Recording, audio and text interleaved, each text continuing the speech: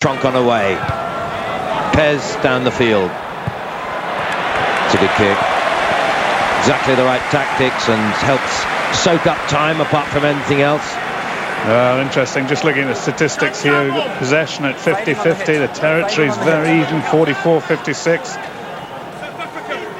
Is it the proverbial tension you can cut with a knife down there, Jonathan? Absolutely is. Frank Haddon's just shouted on the instruction, slow it down to Mike Blair, because with only 14 men on the pitch, the Scots obviously want to try and eat up as much time as possible. It's going to be interesting to see how they survive during this period.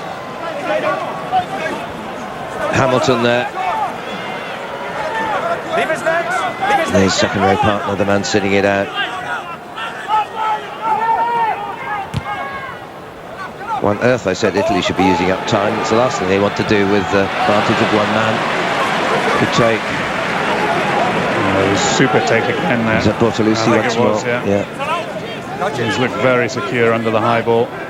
Trunk on. Pez. That's inch perfect. And the right thing to do for Pez. His kicking game has really come on. And this one, I know he had a bit of an interesting time in some of the earlier matches. Mason Hines there, it's a lonely place to be. Yeah, there's been a lot of criticism in Italy about the return of Ramiro Pez in place of Andrea Scanavaccia, who's been principally the #1 fly half for Italy the last couple of seasons. But he's justifying his presence, and of course, 20 to go. If he could turn this one round, will become a national hero as Italy bid for their first ever quarter-final in the Rugby World Cup. 20 minutes to play.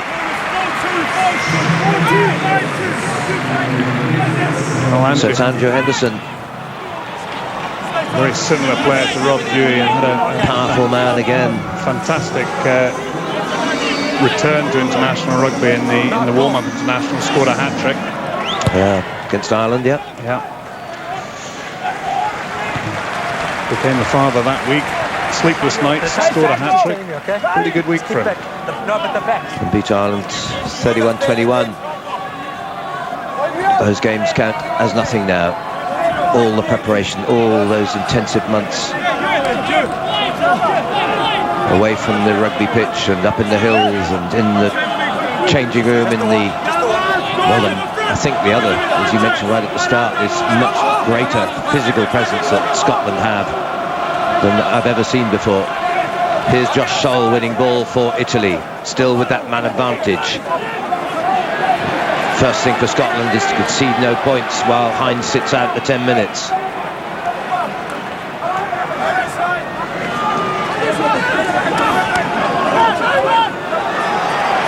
Still orchestrating affairs. Troncon. Bergamasco. Troncon himself. Penalty here. He knew he'd got it. He tempted Scotland on the fringes. I don't know what Troncon's been taking, but my goodness. His eyes almost glazed with fire and intensity. Yeah, okay, I've got it, thanks. He's had a bottle full of angry pills, I think, before he came out to play this one. Yeah. Jonathan Kaplan wants a word with. Second infringement on Moore, collapsing the Moore. I don't want to see it again. That particular one was number 3. Not again, okay?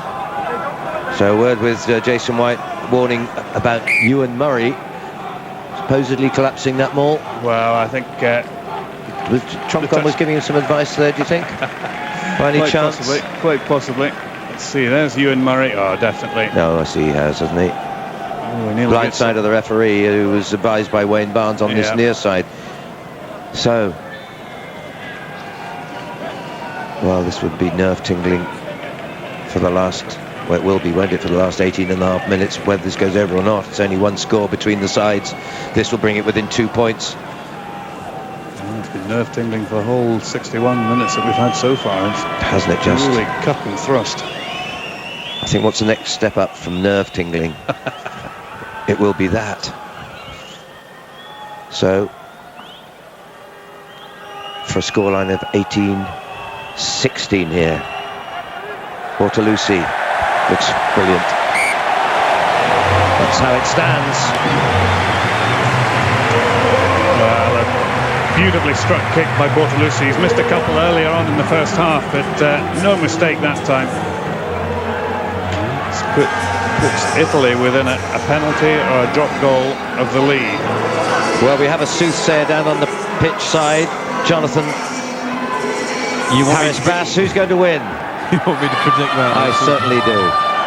Don't be a coward. I won't be a coward. As long as Scotland manage to withstand the remaining few minutes with Nathan Hines on the sideline, if they can just regain some of the composure that they've had at the beginning of both halves, kick to the corners and just push the Italians back and take the sting out of them, then I think Scotland should see this one through. But no buts, that'll do. Thanks very much. There you go. Chonk on. Jonathan's committed now. Good recovery. That was Blair, was it?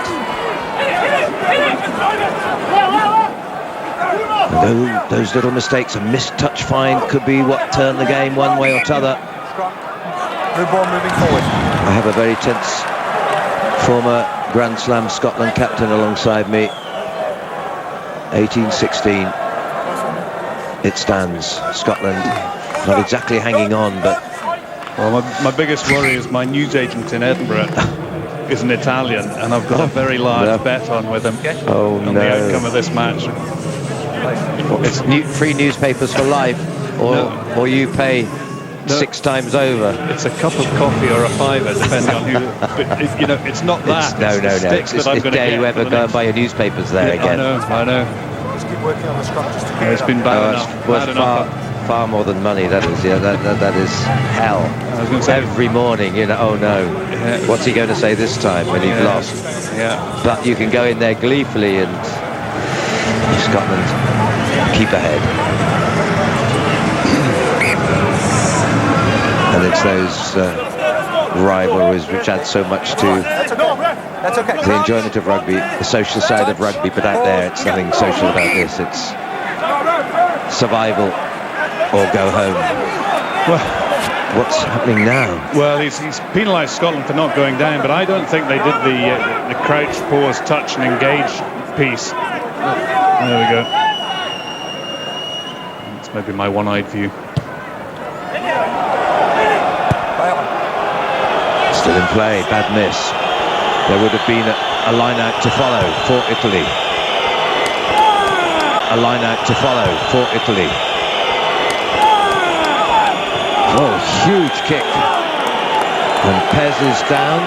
Well, Simon Webster, I think it was, followed through on that, on Pez, and that's why the whistling is taking place.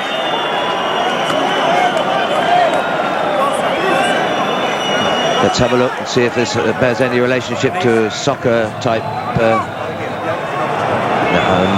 your pardon, Simon Taylor rather than Simon Webster. It's not a big hit, is it? It's not a big hit. But you know what happens when Roma or Lazio or AC Milan are in the opposition penalty area. You tend to see a few of those. Well, you do, unfortunately. And a lot of them in the film industry, notably in Hollywood. But you try and avoid the follow-through for that very reason. You could give away good field position. Tom Smith, it's a different era. Craig Smith comes on for Gavin Kerr with a quarter of an hour to play. Fresh legs for Scotland. Pressure here, self-induced by Italy. Bortolussi, is it? Back there. Hard to see from our distance. Disappointing, that turnover. Scotland just beginning to get one or two little drives together, and you just sense they're trying to manoeuvre themselves into a position where they can put Dan Parks into the pocket to try and drop a goal. There we go, just a little bit untidy. Well poached by Sergio Parise.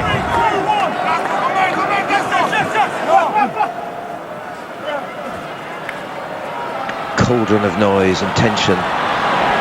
Some of the actual cheering has stopped because spectators on the edge of their seat as Blair goes on to Nathan Hines. Back in the action now, full complement for Scotland in this last 14 minutes. They can't sit on a lead of 2 points. They have to keep pressing, looking for something else. And first run by Sean Lamont, was it?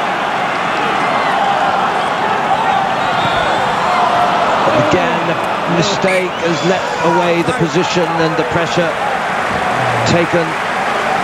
Oh, out of the pot. Just little errors. Yeah, because Fractions of inches. Have just tried to put that inside pass in there. Just a touch too far ahead of the man, wasn't he? He was a little bit firm on the pass as well, I think, Dan Parks. Some good handling in these conditions. Good offload there by Nathan Hines. Back on after his 10-minute break. There's Lamont. Lamont the elder, that is. Scotland's player of the year last season. But those things, number of caps and all the other stuff irrelevant now. Italian, Berbizier, poker-faced, watches as the Italian supporters try to lift their team one more time. They only need any sort of a score. Oh, this wouldn't be good news if Lamont had to come off. As Chris Cussiter is the only remaining back on Scotland's bench. Good point. Crouch. Yeah, his ankles were held there. He's got to see it out if he can. Clock ticks away to 13 minutes remaining. Craig Smith is on for Gavin Kerr, and he had a very, very difficult afternoon against the All Blacks. 3 years since Scotland beat Italy, I hate to say. Take a step, please. Lost this year, last year. Crouch. In their most recent encounters. But that says nothing. Past form really can count for very little in such changing circumstances and changing personnel. It's not such an easy one. It splits the two defenders. Southwell, probably the right tactic. Good distance. Bortolucci outside his 22 has to feed it back, and is it Massey who's covering? Huge kick, but Lamont is there. Not a bad chip and chase either from the big winger, and there to follow up on Chonkov to keep the ball, if nothing else, deep in this Italian half. 12 minutes to play. Oh, it's half charged down. Could go anywhere.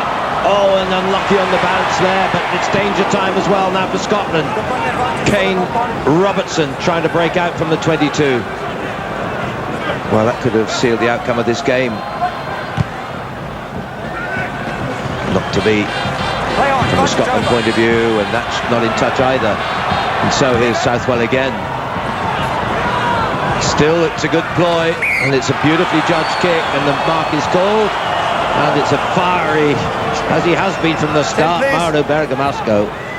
Just feels, I think, sometimes no one's allowed to tackle me. I mean, that was just ridiculous. Of course, Southwell could. Yeah. The mark was called and given. Fair enough.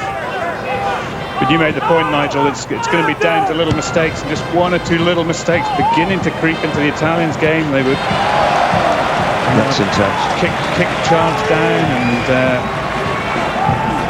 but equally, you know, one or two mistakes from Scotland, just being dispossessed, conceding the penalty, that little knock on there. So finely balanced this game. It really is.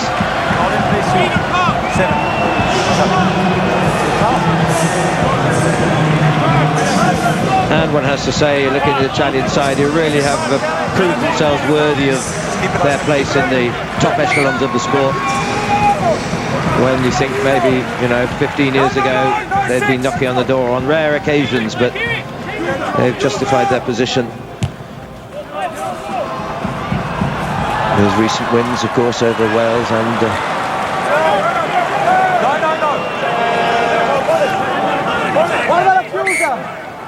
Yes, I think we said before the match, going into it, if we'd taken these two sides on form in the World Cup so far, you know, Scotland would be the favourites, but I think the conditions, as we were talking about earlier, have been a great leveler in this match. I think so. And made it very, very finely balanced. Well, Scotland have done pretty much everything pretty well, you know. I'm forgetting the New Zealand game because it didn't really count insofar as it didn't involve these players out on the pitch here, barring a couple. Kelly Brown's in for Alistair Hogg. There he is. There he is with the scrum cap, number 19. Kelly Brown, another of the Glaswegian squad. When he's trying. The Warriors. Just keep working, guys, keep working. Craig Smith. Keep his elbow up, keep elbow up. Good, beautiful. Crouch, touch, pause. 10 minutes to play then. Same